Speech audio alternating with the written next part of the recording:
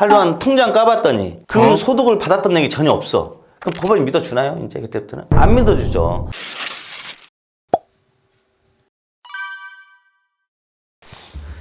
예, 여러분 이번 시간에 개인회생 이런 통장 내역 법원에서 잡아냅니다. 오늘 이걸 가지고 말씀드릴게요. 개인회생 준비하신 분들은 저한테 통장 내역에 대해서 많은 질문을 하시죠. 그러니까 이제 여러 가지 이유로 질문을 하시겠죠. 대부분이 뭔가가 좀 이상하신 분들이 질문을 많이 하십니다. 이제 안 그러시는 분도 많고. 근데 여튼 법원에서 어떤 통장 내역을 가지고 무엇을 하는지 오늘 좀 말씀을 드릴게요. 첫 번째는 법원은 기본적으로 통장 내역 이제 본인 신청한 채무자 있잖아요. 신청 채무자가 개설한 모든 통장 내역에 기본적으로 최근 1년에서 2년치를 제출하라고 합니다. 이건 기본입니다. 이제 그 안에서 통장 안에 있는 입금된 거, 출금된 거, 이체된 거, 그 다음에 카드 대금 나간 거, 그 다음에 주식 도박, 사치 낭비 이런 것들에 대해서 여러분 파악을 하는 거예요. 근데 어떤 식으로 파악을 하냐면 일단 첫 번째입니다. 신청 채무자, 개인회생을 하는 신청 채무자가 신고한 소득이 정확한지를 판단하기 위해서예요. 여러분들 많이 상담해 보면 이제 신청하시려고 준비하신 의뢰인들이 저한테 꼭 강조해요. 자기는 4대 보험 신고가 이만큼만 됩니다. 개인 사업자시면 소득세가 이만큼만 됩니다. 그러면은 이게 소득으로 확정된다고 생각하시거든요. 안 그래요. 법원은 그거 안 믿습니다, 여러분들. 4대 보험 신고해도 실제 급여가 다른 경우 많죠. 개인 사업 하셔도 세금 이렇게 돌리고 이렇게 돌리고 이렇게 해서 여러분들 소득이 더 많음에도 불구하고 이제 소득세 신고를 좀 작게 하는 경우도 많죠. 해서 법원은 뭐 4대 보험 신고 내역이라든지 종합소득세라든지 무슨 얼마 뭐 소득이란 사실화 해서 이거 믿지 않아요. 가장 믿는 게 뭐냐면 실제 통장에 얼마나 소득이 찍히고 그 다음에 상여금이 있는지 부가적인 소득이 없는지 아니면 소득이 아예 없는지 소득이 있다고 신고했지만 통장에는 소득이 찍힌 돈이 아예 없는 경우 아니면 소득을 축소했는지 이런 것들을 보기 위해서 통장을 싹 확인한단 말이에요. 이게 가장 기본적으로 법원에 잡아낸 통장 내역입니다. 내가 한 달에 200만 원 번다고 법원에 어떤 근로계약서라든지 어떤 개인 사업자 사업주한테 사실보험 확인서 받았고 냈어요. 한동안 통장 까봤더니 그 소득을 받았던 내용이 전혀 없어. 그럼 법원이 믿어주나요? 이제 그때부터는 안 믿어주죠. 소득이 없었는데 개인회생을 진행하기 위해서 근로계약서나 사실확인서를 낸 경우죠. 물론 예외적으로 이미 신용불량자라 다른 사람 통장으로 받을 수 있지만 이게 아닌 경우라면 허위 신고를 하는 거죠. 소득이 없음에도 있음을. 그 다음에 한 달에 뭐 상여금이라든지 무슨 보너스라든지 해서 더 계속 받고 있음에도 불구하고 이제 소득을 적게 낸 사람들 이 안에서 통장에서 다 가려지겠죠. 그러니까 정확한 소득 파악을 위해서 하는 겁니다. 이제 두 번째는 통장 내역에서 또 이걸 또 많이 잡아내거든요.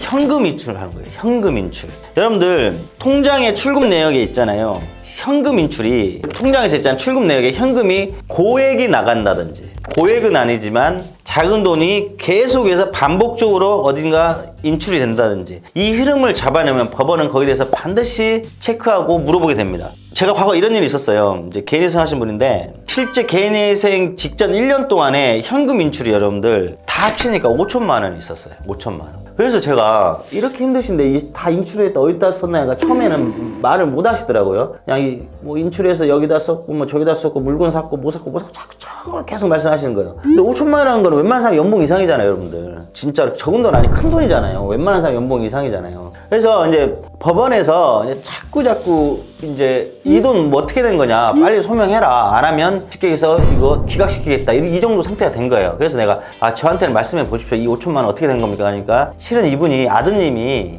얼마 전에 결혼을 했대요. 근데 부모로서 마지막 있던 통장에 이 돈 5천만 원 결혼자금 하라고 인출해서 줬답니다. 인간적으로는 충분히 이해가 되죠. 근데 이분이 처음부터 여기에 대해서 저한테 말씀을 안 하셔가지고 부랴부랴 이제 법원에 어떻게 소명을 했지만 이제 법원에서는 이걸 괘씸하게 본 거죠. 그래서 5천만 원 개인재산으로 잡아라. 여러분들 개인재산으로 잡게 되면 한 달에는 변제금이 높아집니다. 또 이런 경우도 있었어요. 이분은 개인 파산하신 분인데 2, 3년 전에 통장에서 여러분들 몇천만 원이 현찰로 인출된 거예요. 개인 파산하는데 이분이 임대사업자 하신 분이었거든요. 그래서 쉽게 해서 원룸 같은 걸 운영해서 임대사업자 하신 분이에요. 그래서 이번에 막 전세 사기로 막 이렇게 고소 당하셨지만 전세 사기 혐의는 전혀 없으셨고 이 반환해줘야 할 임차보증금이 많았기 때문에 어마어마하게 여러분들 갚을 돈이 많았죠. 그래서 몇천만 원이 빈 거예요. 그러니까 이분이 저한테 자꾸 얘기하는 거예요. 이 몇천만 원은 자기 기억도 안 난다. 어디다 썼는지 모르겠다.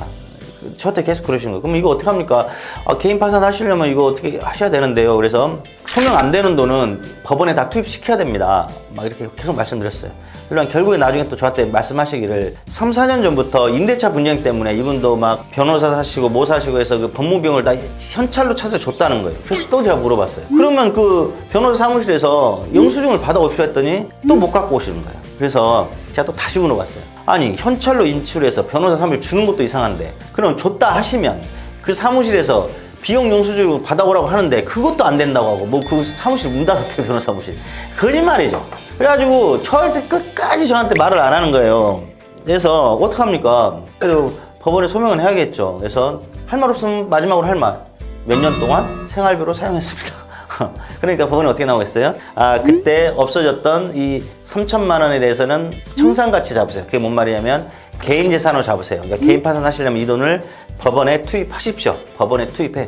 근데 이분이 3천만 원이 없었어요. 그래서 중간에 개인 파산이 안 됐습니다. 그러니까 처음부터 저한테 말씀을 안 하셨죠. 그러니까 법원은 이런 거예요. 현금으로 인출하게 되면 있잖아요. 법원은 일단 의심합니다. 요새 누가 현금을 인출합니까?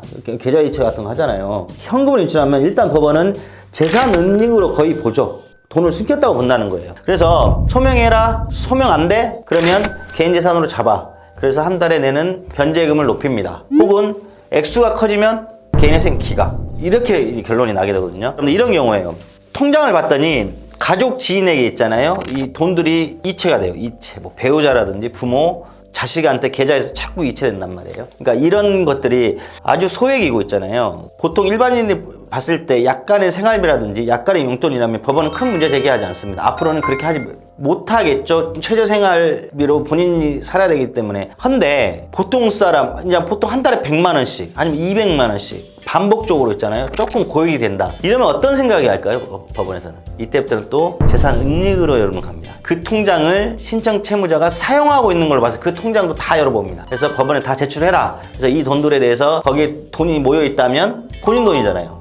계속해서 그 돈에 돈을 넣고 있으면 그거를 법원에 투입하라든지 아니면 개인 재산으로 잡아라 해서 한 달에 내는 변제금으로 여러분들 삽입합니다. 이제 예를 들어서 근데 그 돈들이 있잖아요. 기존에 내 부모님한테 한 달에 용돈 뭐 30만 원씩 들었어. 내 아들한테 서울에서 학교 다니고 있으니까 만약에 지방에 계신 분이라면 한 달에 생활비 100만 원씩 보냈어. 이런 거는 법원이 뭐라 할까요? 뭐라 안 하죠. 이 정도는. 소명만 잘 되면 돼요. 법원은 이런 돈의 흐름이 있잖아요. 이게 있었던 거를 뭐라 하는 게 아니에요. 그거를 숨기는 걸 뭐라 하는 거고. 그러면 기존에는 아들한테 한 달에 내가 생활비로 100만 원씩 보내줬습니다. 근데 내가 혼자 이제 한 달에 154만 원으로 살아야 되니 아들한테 이제 100만 원 주는 게 힘들어지는 거죠. 이제 이렇게 잘 소명하면 되는데 숨겨서 여러분들 하다 보면은 심하면 기각, 그 다음에 웬만하면 개인 재산을 잡아라 해서 한 달에 내는 금액이 많아집니다. 그게 이제 가족 지인들뿐만 아니라 있잖아요. 또 제3자 특정인 막 홍길동한테 계속 자주 반복적으로 혹은 고액이 이체되고 그 다음에 뭐 김철수한테 이순자한테 이렇게 하면 그 사람 통장까지도 다 법원에 제출하시오 해서 그걸 다 확인합니다. 그 다음에 이 통장에서 법원에 잡아내는 게 뭐냐면 이분이 있잖아요. 주식, 도박, 코인 그 다음에 사행성 채무가 많은지도 확인하는 거예요. 여러분. 통장에 보면 있잖아요. 돈이 주식 계좌로 왔다 갔다 하잖아요. 통장에 다 찍혀요, 여러분들. 그 다음에 코인 있죠? 거기 왔다 갔다 하는 거 찍힙니다, 여러분들. 스포츠 토토 뭐 여러분들 도박 있잖아요. 다 찍혀요. 그 다음에 어떤 특정인 이름한테 계속 딱딱딱 찍히잖아요. 그럼 그게 뭐냐면 여러분들 뭐 주식 리딩방이라든지 뭐 여러분들 그 뭐 토토 뭐 도박 이제 불법 도박 이런 거 있잖아요. 이거 여러분들 이런 거를 다 여러분들 확인하기 위해서예요. 그래서 통장 안에서 여러분들 있잖아요. 그런 주식, 코인, 도박 그 다음에 어떤 사행성들을 보는 거고 그 다음에 그 당사자가 있잖아요. 소득 대비 있잖아요. 그 통장에서 돈 나가는 걸 봤더니 생활 수준이 얼마나큼 사용했는지 생활 수준 대비 높게 통장에 돈들이 왔다 갔다 했는지 이런 것들을 다 확인하기 위한 거예요. 이거 왜 확인하냐? 개인회생을 이 사람이 남용하고 있는지 아니면 혹은 개인회생 직전에 본인의 어떤 통장의 예금 계좌들을 다른 데다 은닉하지 않은 건지 그 다음에 여러분들 하나만 또 체크하면 통장에서 또 뭘 보냐면 최근 대출을 봅니다. 그러니까 여러분들 최근 대출이라는 것은 개인회생 실천 직전에 6개월에서 1년 안에 받은 대출을 최근 대출하거든요. 근데 이걸 보는 이유는 딱 이거예요, 여러분들. 개인회생 신청을 들어갈 줄 알고 일부러 대출을 일으켰는지 이것 때문에 그래요, 여러분들. 그래서 최근 대출이 과대하면 여러분들 그거 다 개인 재산으로 잡아버려야 합니다. 잡아버려서 한 달에 갚는 변제금을 높이라 해요. 그런데 여러분들 너무 걱정하실 게 아닌 게 최근 대출이 있어요. 있는데 이 최근 대출 있잖아요. 기존 대출을 원리금 상환을 했다거나 누구나 봐도 이해할 만한 생활비로 쓴 거에 대해서는 법원은 뭐라 하지 않습니다. 그러니까 중요한 건 소명이 돼야 돼요. 근데 최근 대출을 받았어. 근데 이게 주식 계좌나 여러분들 코인 계좌나 이런 데로 흘러들어간 거 보면은 이건 난리 나는 거죠. 최근 대출을 받았어. 근데 이거를 현금 인출했어. 그럼 이거 어떻게 돼요? 난리 나죠. 법원에서 어떻게 한다고요? 너 개인 재산으로 잡아. 그래서 갚는 금액 높여. 아니면 이런 것들이 심하면 어떻게 돼요? 너는 기각. 해서 통장에 있는 여러분들 그 신청 채무자의 생활 패턴이라든지 어떤 과소비라든지 뭘 하는지가 여러분 통장에 다 나와 있어요. 여러분들 내가 작정하고 내가 1, 2년 있다 개인생 할 거야 하면서 통장 관리에 들어간 사람은 없죠. 통장에서는 아무도 모르는 내 비밀 영역이기 때문에 거기서 막 어디도 돈 나고 어디도 돈 나고 돈 나고 이렇게 쓴단 말이에요. 그러다가 생활이 힘들어서 개인회생을 하게 되는 거지, 통장을 2년 있다가 개인회생 들어가기 위해서 통장을 관리하면서 이상한 것들을 다 없게끔 하고 관리하는 사람 없습니다, 여러분들. 근데 제가 몇 명은 봤어요. 그러니까 비율로 따지면 1%도 안 되는데 여튼 통장에는 다 들어있습니다. 그래서 여러분들 통장은 이미 찍혀 있는 거기 때문에 중요한 게 오늘 말씀드리고 싶은 건 뭐냐면 그거를 속이는 게 문제예요. 실제 찍혀있던 내용들을 얼마나 있는 그대로 소명하느냐가 문제지 그거를 숨기는 게 문제입니다. 재무 고민